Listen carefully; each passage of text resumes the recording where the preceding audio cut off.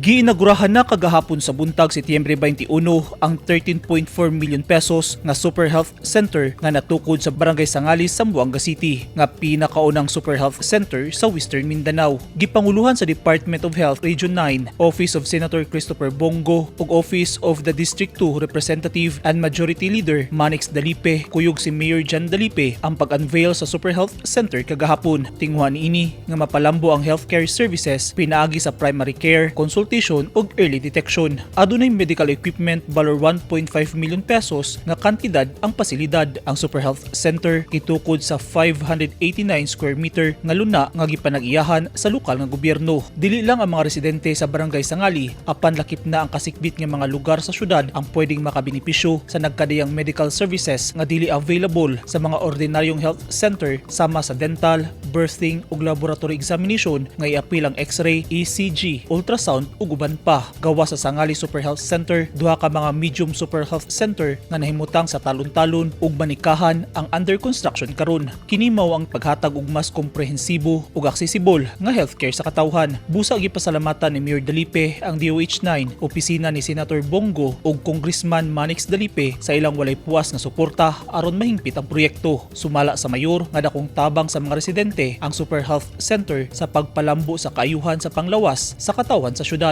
Ang Sangali Super Health Center nagpakita sa pasalig sa gobyerno nga unahon ang panglawas ug kaayuhan sa mga lungsuranon. Eugene Hinutan, Newsline Philippines. Stay safe.